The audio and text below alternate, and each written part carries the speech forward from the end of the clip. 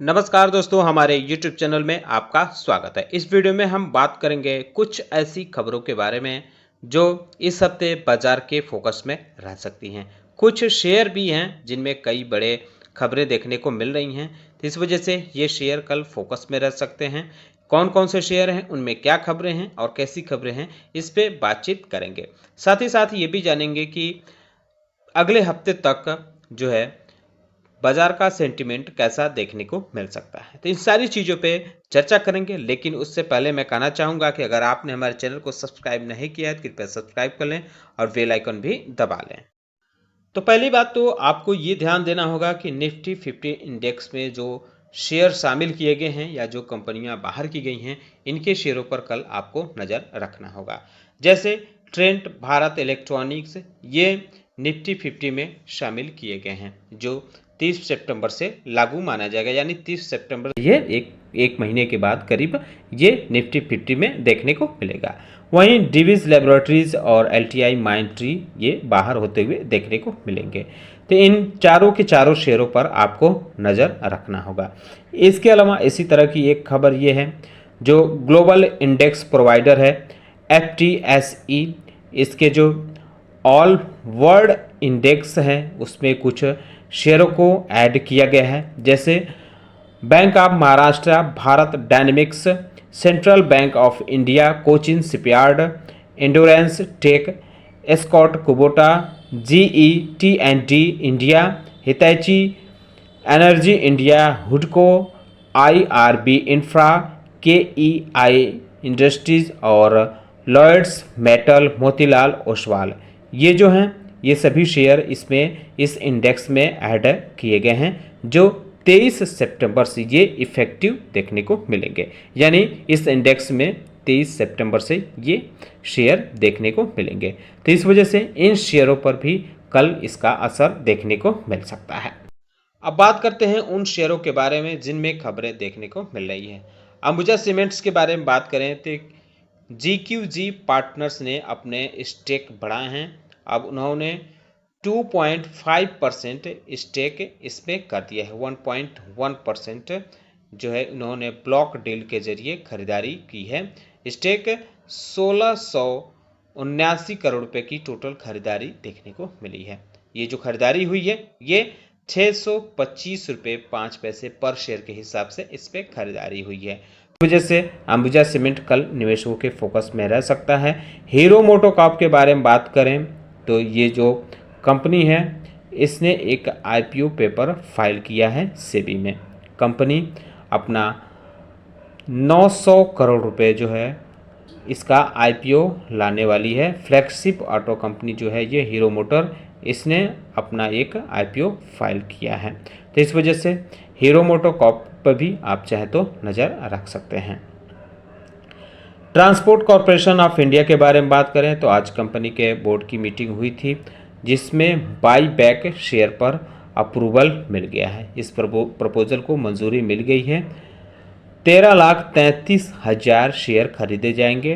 1200 रुपये इसकी प्राइस रखी गई है, जो प्रीमियम है 4.5% पिछले सेशन से अधिक देखने को मिल रही है। जो इसका 4 सितंबर फिक्स डेट बाईबैक का रखा गया है। तो इस वजह से यह शेयर भी फोकस में रह सकता है। ONGC पे भी नज़र रख सकते हैं। कंपनी की जो यूनिट देखने को मिलती है KGDWN 98/2 क्लस्टर जो एसेट है, यहाँ इसने प्रोडक्शन स्टार्ट कर दिया है। तो इस वजह से ये शेयर फोकस में रह सकता है। कृष्णा रिवर पे ये देखने को मिलता है। KEC इंटरनेशनल के बारे में बात करें तो कंपनी को एक बड़ा ऑर्डर मिला है। 1069 करोड़ रुपए का ऑर्डर मिला है। ट्रांसमिशन, डिस्ट्रीब्यूशन और केबल बिजनेस का ये ऑर्डर मिला है। तो इस वजह से यह शेयर भी फोकस में रह सकता है, क्योंकि कंपनी को ये जो ऑर्डर मिले हैं ये सऊदी अरबिया और ओमान समेत यूनाइटेड अरब अमीरात से ये ऑर्डर मिले हैं, सप्लाई करने हैं। Year to end order intake की अगर बात करें तो इसका अब 8,700 करोड़ रुपए हो गया है। तो ये शेयर कल फोकस में रह सकता है। एफडीसी लिमिटेड के बारे में बात करते हैं। यूएस एफडीए ने इसका इंस्पेक्शन किया था। हिमाचल में जो इसकी बड़ी यूनिट देखने को मिलती है वहाँ इसने किया था। इसको 0 ऑब्जर्वेशन मिला है और फॉर्म 483 दिया गया है। तो यह शेयर भी फोकस में रह सकता है। आईडीएफसी लिमिटेड के बारे में बात करें तो कंपनी को इनकम टैक्स रिफंड मिला है, 202 करोड़ रुपए का मिला है। 202 करोड़ 55 लाख रुपए ये टोटल कंपनी को मिले हैं। ये जो असेसमेंट रहे हैं ये 2024 और 2023 के बीच के ईयर के रहे हैं। रेलिगेयर एंटरप्राइजेज लिमिटेड के बारे में बात करें तो ईडी की जो है रेड पड़ी थी। इनकी जो सीएफओ देखने को मिलती हैं,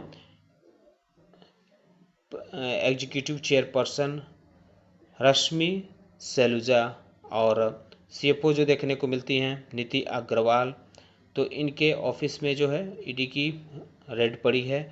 हालांकि कहा जा रहा है कि कोई डॉक्यूमेंट्स और कोई डिजिटल डिवाइस इनको नहीं मिला है, लेकिन ईडी ने ईएसओपी शेयर जो है हेल्थ केयर इंश्योरेंस का उसको फ्रीज किया है। तो यह शेयर भी फोकस में रह सकता है।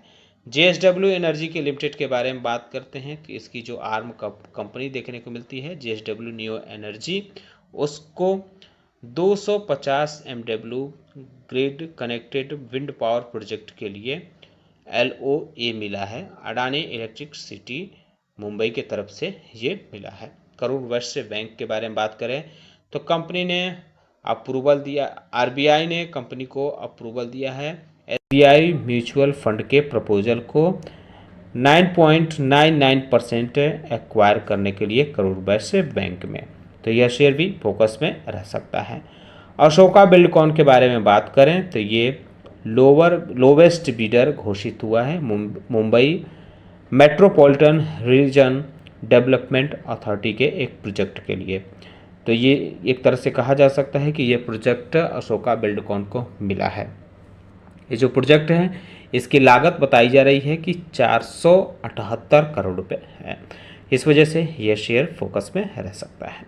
कुछ चीज़ें हैं जो बाज़ार के सेंटिमेंट के लिए हैं, जैसे जैक्सन होल स्पीच जिसमें अमेरिकी फेड के चेयरमैन जोरेम पावल स्पीच देंगे, तो इसमें उम्मीद जताई जा रही है कि कुछ रेट कट पे वो बोल सकते हैं कि कब तक पॉसिबिलिटी है जो है रेट कट के लिए। तो इस वजह से ये चीज़ें जो है बाज़ार के फोकस में रहेंगी। इसके अलावा यूएस नॉन फॉर्म पेरोल्स जो आएगा 1 सितंबर को देखने को मिलेगा, ये चीज़ भी रहेगी फोकस में। इस पे भी लोगों की नज़रें रहेंगी क्योंकि इससे काफ़ी चीज़ें डिसाइड होंगी कि क्या rate cut Fed rate cut कैसा करेगा, डिसीजन लेने में इस पे भी उसकी नज़र रहती है।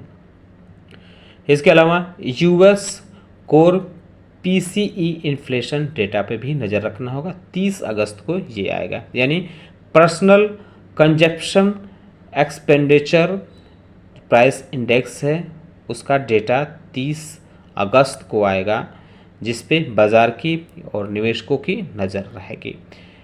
ये प्रेफर करता है इन्फ्लेशन गाइड के लिए फेड के, तो इस वजह से इस पे काफ़ी चीज़ें फोकस में रहेंगे। इसके अलावा यूएस कंज्यूमर कॉन्फिडेंस इंडेक्स जो है ये देखने को मिलेगा 29 अगस्त को, तो इस पे भी बाज़ार की नज़र रहेगी। यूएस यानी अमेरिका के Q2 जीडीपी ग्रोथ का रिवीजन देखने को मिलेगा 28 अगस्त को आएगा।